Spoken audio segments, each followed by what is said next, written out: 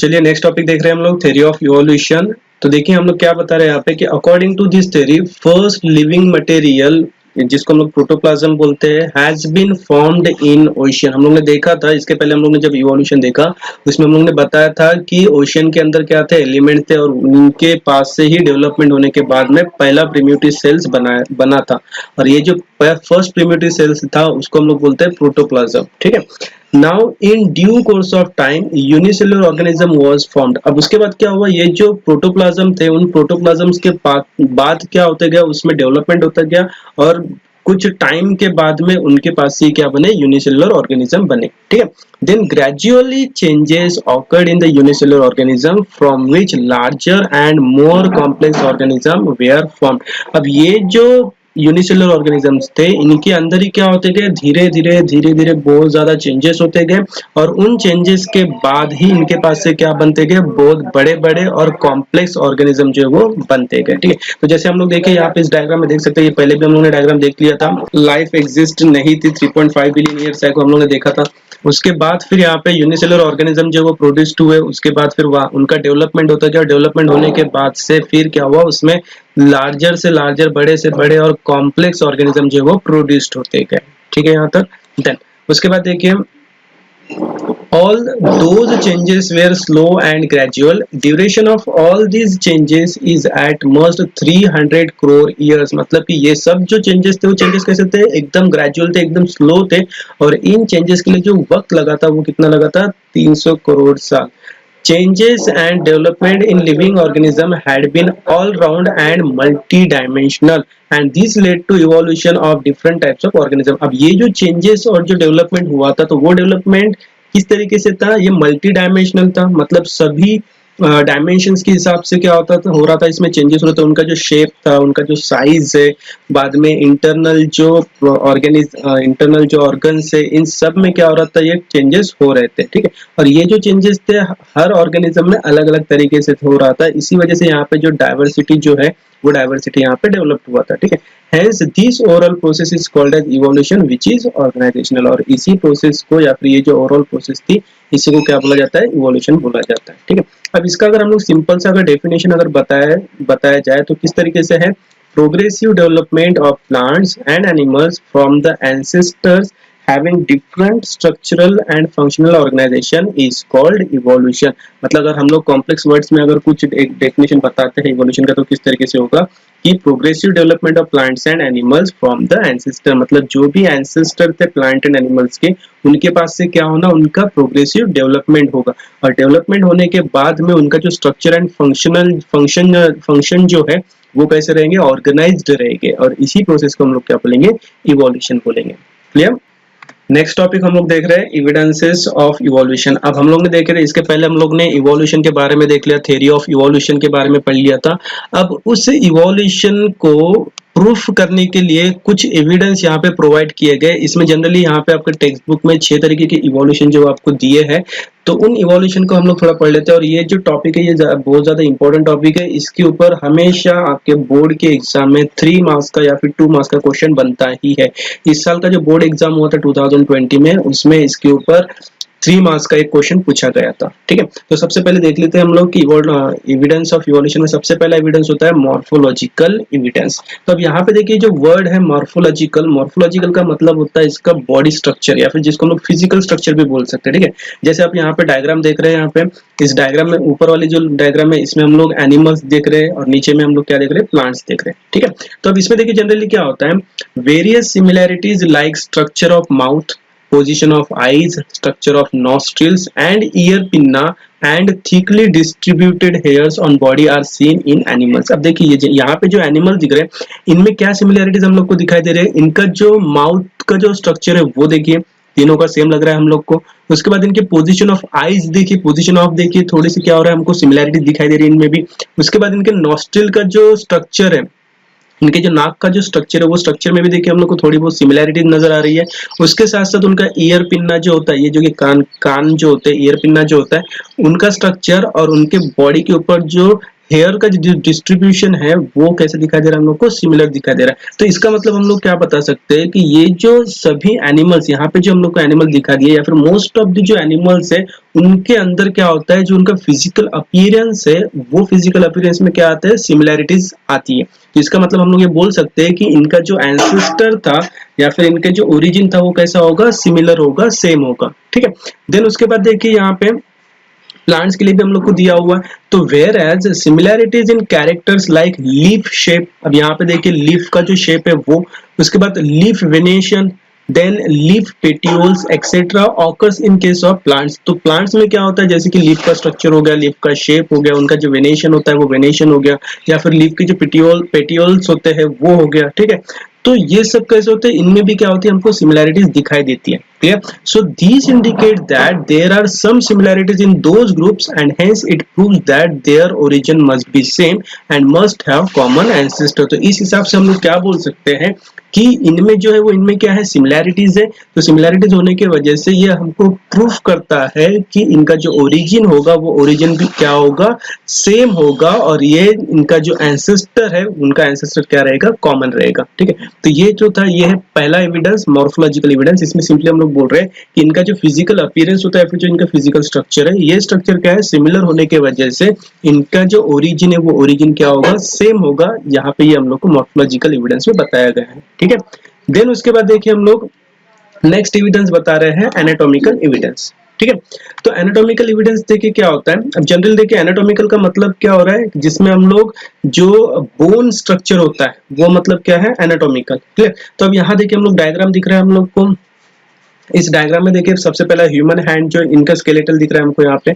उसके बाद देखिए कैट्स का 4 लेग दिया हुआ है, देन पेटेजियम ऑफ बैट दिया हुआ है, देन फ्लिपर ऑफ वेल दिया हुआ है। ठीक है। यहाँ पे 4 स्ट्रक्चर हम लोग को दिखाई दे रहे हैं। तो अब इसमें देखिए क्या हो रहा है, if you carefully observe the pictures there doesn't seem any superficial similarities between human hand, cats 4 leg, flipper of whale and patagium of bat.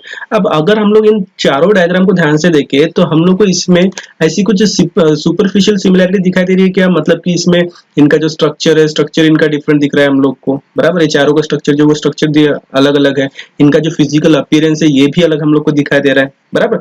Then उसके बाद हम लोग क्या बोल सकते हैं कि similarly use of each of दो structure is different in respective animals. उनके साथ साथ इन सबका जो यूज है, इनका यूज भी क्या होता है, अलग अलग होता है।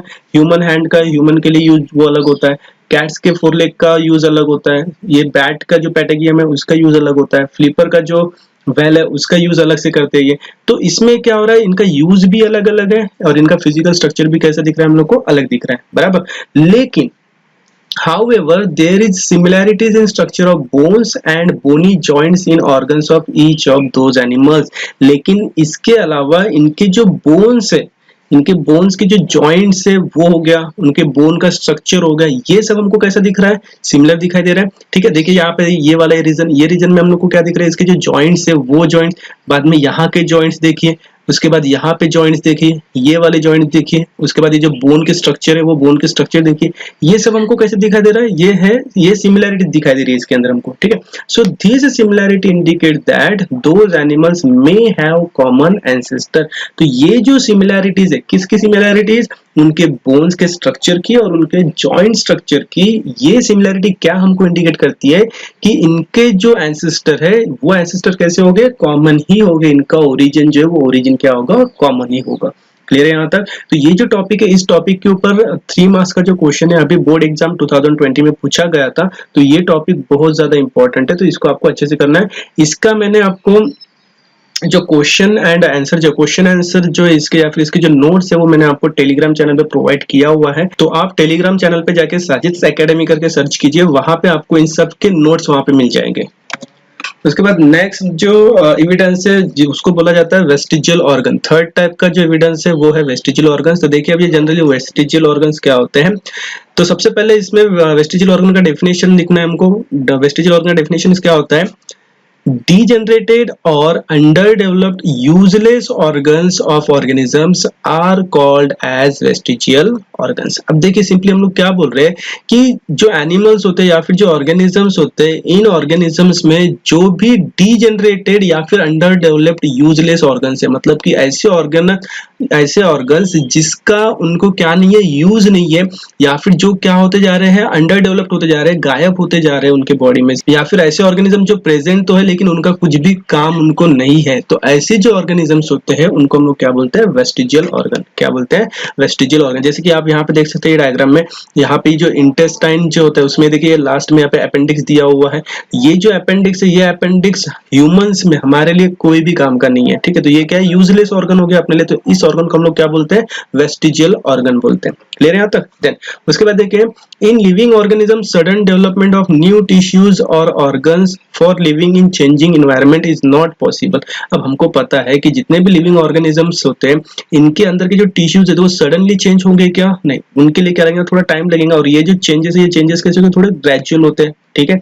देन उसके बाद में instead existing organs undergo gradual changes, मतलब यहाँ पे हम लोग बोल सकते हैं कि नए टिश्यू जो वो तो जल्दी से डेवलप नहीं होंगे, लेकिन जो पहले से ही एग्जिस्ट वाले जो ऑर्गन्स है, जो भी ऑर्गन्स है, उसमें क्या होगा, चेंजेस होगा। और ये चेंजेस कैसे हो गए, ग्रेजुअल चेंजेस हो गए, ठीक है।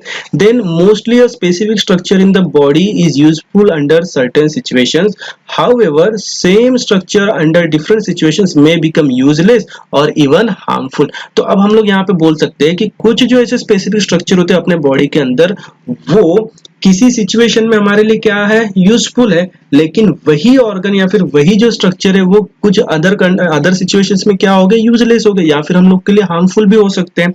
क्लियर है यहाँ तक, ठीक। देन तो such structure begins to degenerate under such situation as per the principle of natural selection. तो यहाँ पे ऐसे जो स्ट्रक्चर होते हैं या फिर जो ऐसे ऑर्गन्स होते हैं, वो जो ऑर्गन्स कुछ सिचुएशंस के अकॉर्डिंग क्या हो रहे हैं, हमारे लिए हार्मफुल है या फिर यूजलेस है, तो ऐसे ऑर्गन क्या हो गए, नेचुरल सिलेक्शन के प्रिंसिपल के हिसाब से क्या होते जाएंगे, वो डीजनरेट होते जाएंगे, ठीक है।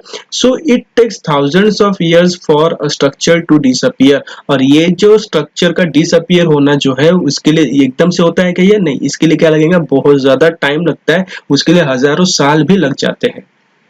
Then such organs are seen in the different phases of disappearance in different animals। और ये जो इसका डिसअपियर होने का जो प्रोसेस है, ये प्रोसेस क्या होता है, अलग अलग ऑर्गेनिजम्स में उनके जो चेंजेस है, वो चेंजेस के अकॉर्डिंग हम लोग को दिखाई देता है।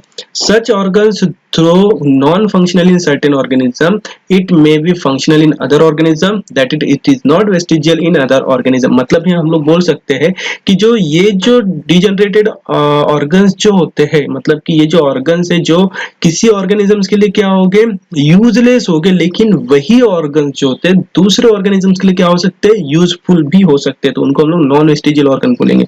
समझ में आ रहा है यहाँ तक, ठीक है। जैसे यहाँ पे देखिए आप, अपेंडिक्स और ये जो टेल बोन है, ये हम लोग को यहाँ पे देख रहे हैं, तो ये जो ह्यूमंस में क्या होते हैं, यूजलेस होते हैं, लेकिन इन्हीं का जो है किसी और ऑर्गेनिजम्स में क्या हो सकते हैं, वो यूजफुल हो सकते हैं, ठीक है। देन उसके बाद हम लोग बता रहे हैं यहाँ पे अपेंडिक्स के बारे में, ठीक।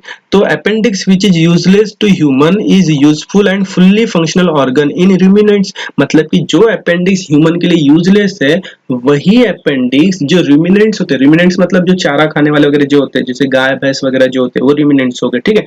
तो ये जो अपेंडिक्स होता है, ये ह्यूमन के लिए यूजलेस है, लेकिन जो रूमिनेंट्स होते हैं उनके लिए कैसा है, ये यूजफुल है, फंक्शनल है, ठीक है। Similarly muscles of ear pinna, उसके साथ साथ हम लोग बोल सकते हैं कि जो मसल्स ऑफ ईयर पिन्ना होते हैं, ये क्या होते हैं, यूजलेस टू ह्यूमन, हमारे लिए यूजलेस है, लेकिन जो मंकीज होते हैं, मंकीज के लिए क्या करते हैं, ये यूजफुल होते हैं उनके मूवमेंट के लिए। क्लियर यहाँ तक। उसकी तो उसी तरीके से हम लोग बात कर सकते हैं, जैसे कि टेल बोन हो गया, जिसको हम लोग कॉकिक्स भी बोलते हैं, ठीक है।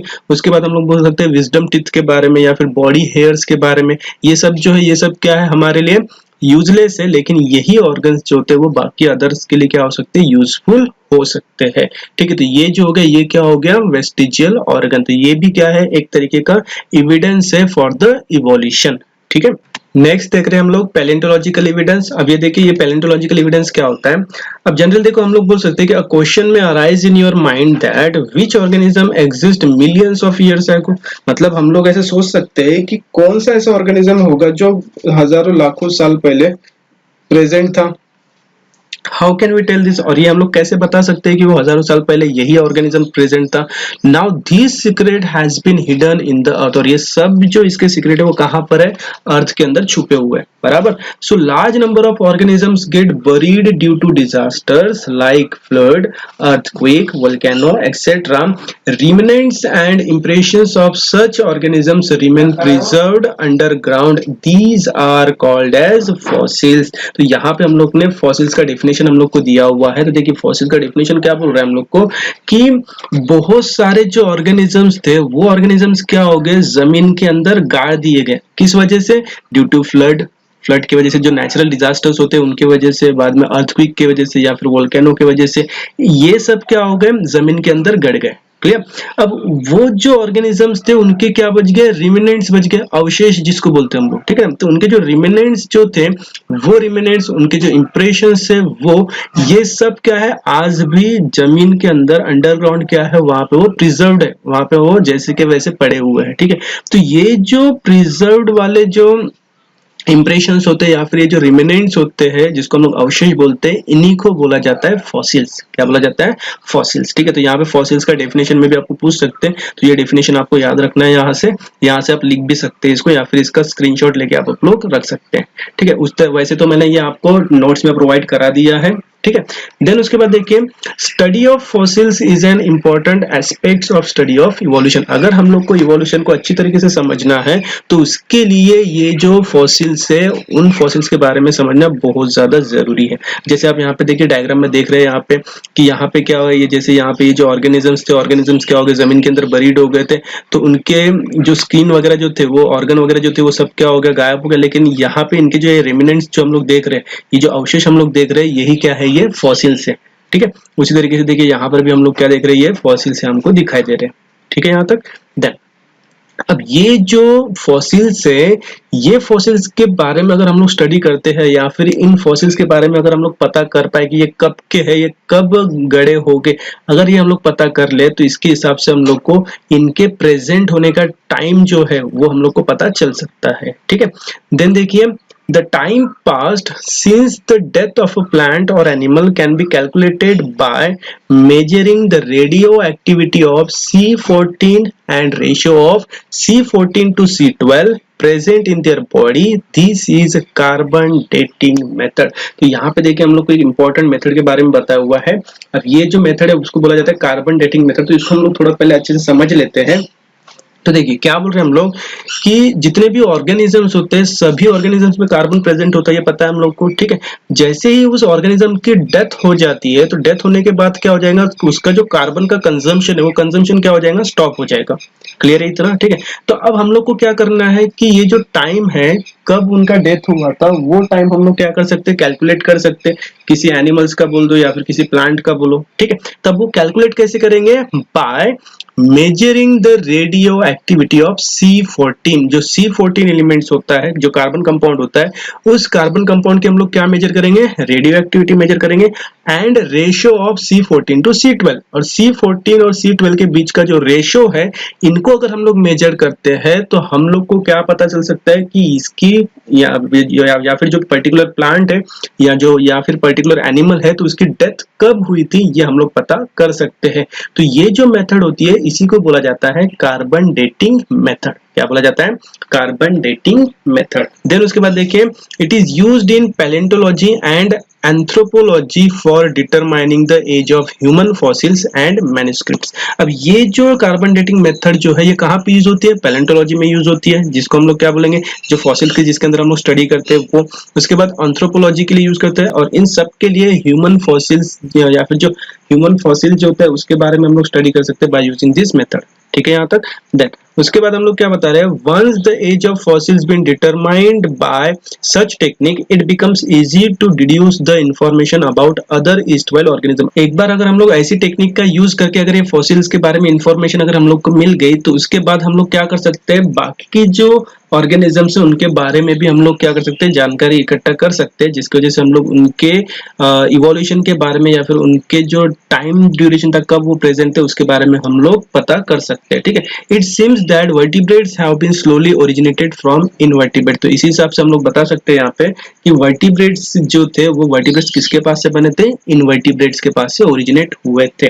ये कब पता चला हमको, जब हम लोग ने क्या किया, फॉसिल्स की स्टडी किया तब। ठीक है, तो यहाँ पे देखिए जो डायग्राम आपको दिखाई दे रहा है इसमें हम लोग क्या बता रहे हैं, तीन इरा के बारे में बता रहे हैं। कौन से तीन इरा है, एक है पैलियोजोइक इरा, दूसरा क्या है मेसोजोइक इरा, और थर्ड वाला कौन सा है, सिनोजोइक इरा। ठीक है, तो अभी देखिए पैलियोजोइक जो इरा था इसमें क्या था कि जो इनवर्टिब्रेट्स थे वो इनवर्टिब्रेट्स प्रेजेंट थे। यहाँ पे देखिए, यहाँ पे डायग्राम में दिख रहा है आपको स्टारफिश वगैरह, स्नेल्स वगैरह दिख रहा है हम लोग को।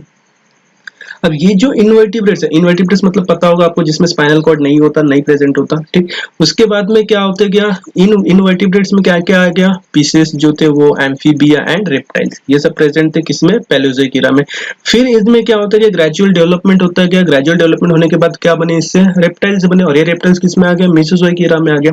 फिर उसके बाद क्या हुआ, और ज्यादा इनमें डेवलपमेंट हुआ, और ज्यादा डेवलपमेंट होने के बाद फिर क्या बने, मैमल्स, बर्ड्स या फिर जो एव्स जिसको बोलते हैं हम लोग, तो मैमल्स एंड एव्स जो वो जनरेट हुए, वो उनका डेवलपमेंट हुआ। ठीक है, तो ये जो थर्ड इरा था वो कौन था, सिनोजोइक इरा था। क्या था, सिनोजोइक इरा। क्लियर है यहाँ तक। ठीक है, तो इस हिसाब से हम लोग पता कर सकते हैं, इस हिसाब से हम लोग बता सकते हैं कि अर्थ में जो डीपेस्ट जो था, अर्थ के अंदर जो डीपेस्ट लेवल जो था, और बहुत ज्यादा अंदर अगर गए हम लोग तो वहां पे हमको इनवर्टिब्रेट्स मिले जो पैलियोजोइक इरा में थे। फिर उनके बाद से क्या हुआ, रेप्टाइल्स बनेंगे जिनके जो फॉसिल्स थे वो क्या हुए, थोड़े अपर लेयर में आ गए।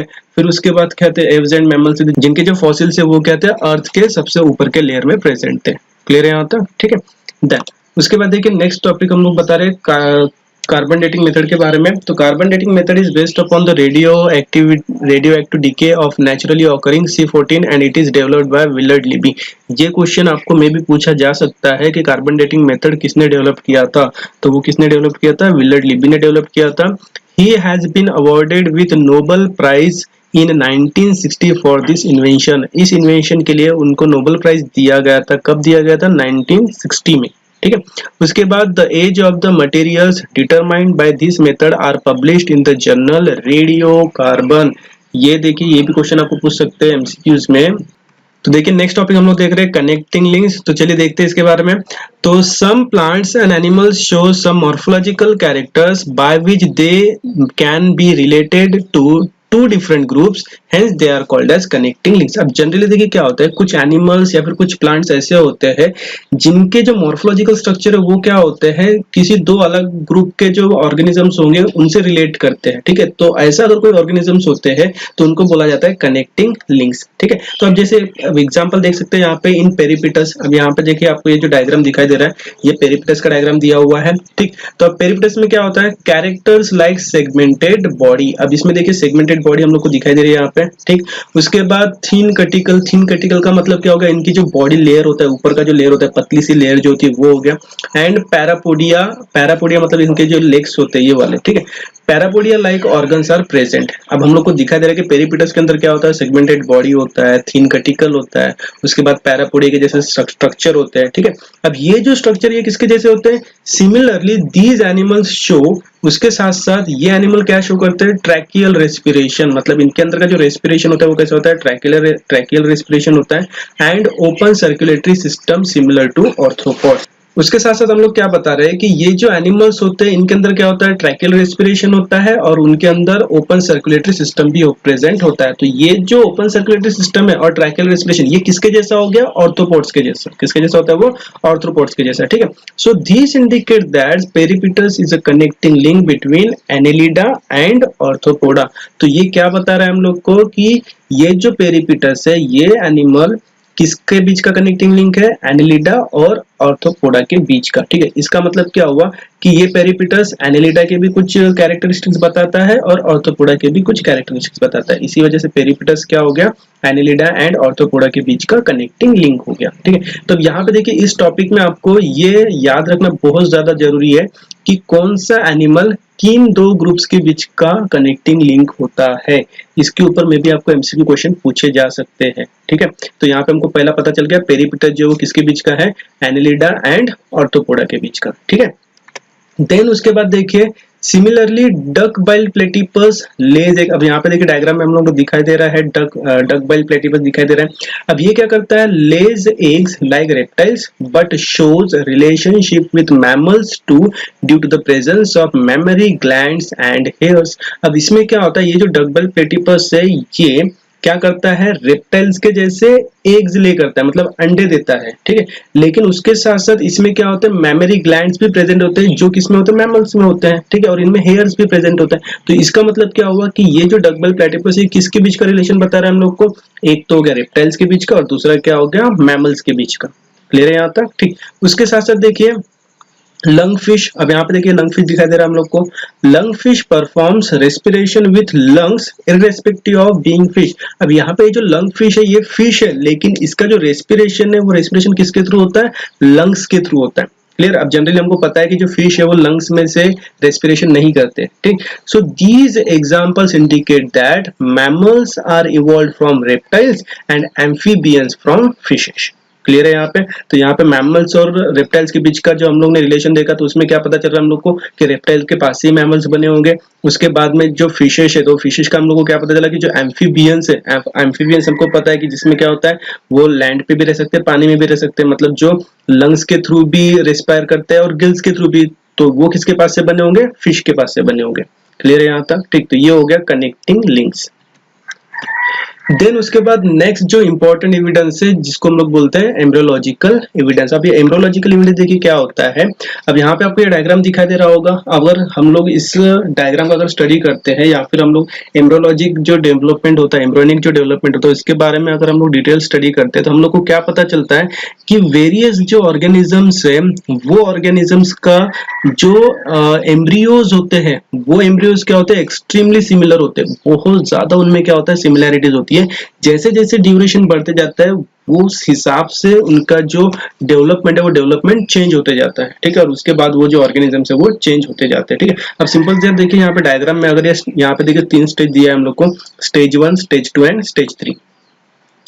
अब यहाँ पे देखिए स्टेज 1 में ये जितने भी हम लोग को यहाँ पे डायग्राम दिखाई दे रहे हैं ये सब के सब देखिए किससे ऑलमोस्ट सिमिलर है। कैसे है ये, ऑलमोस्ट सिमिलर है, ठीक है। बाद में ये जो स्टेज 2 है, स्टेज 2 में क्या हुआ, यहाँ पे थोड़े लिटिल बिट चेंजेस आ रहे हैं। और फिर बाद में स्टेज 3 जो है इसके अंदर क्या हो रहा है, ये जो ऑर्गेनिजम्स है वो डिफर हो रहे हैं। जैसे ये फिश का हो गया फर्स्ट वाला, ये फिश हो गया, ये सैलामेंडर हो गया, tortoise, chicken, pig, cow, rabbit and man. अब ये सब जो है इनका जब हम लोग स्टेज 1 देखते हैं, जिसके एम्ब्रियोज का जो डेवलपमेंट है वो अगर हम लोग देखते हैं तो ये सब कैसे दिखाई दे रहा है हमको, सिमिलर दिखाई दे रहे हैं, सिमिलैरिटीज दिखाई दे रही है। तो ये हम लोग को क्या शो कर रहा है कि जो एम्ब्रियोलॉजिकल एविडेंस है वो भी क्या है, वन ऑफ द प्रूफ है जिसकी वजह से हम लोग बता सकते हैं कि इनका जो एंसेस्टर है वो क्या होगा, एक कॉमन एंसेस्टर होगा। क्लियर है यहाँ तक। तो ये हो गया एम्ब्रियोलॉजिकल एविडेंस। तो इस तरीके से हम लोग ने यहाँ पे 6 टाइप्स के जो एविडेंस है वो देख लिए यहाँ पे हम लोगों ने, ठीक है यहाँ तक।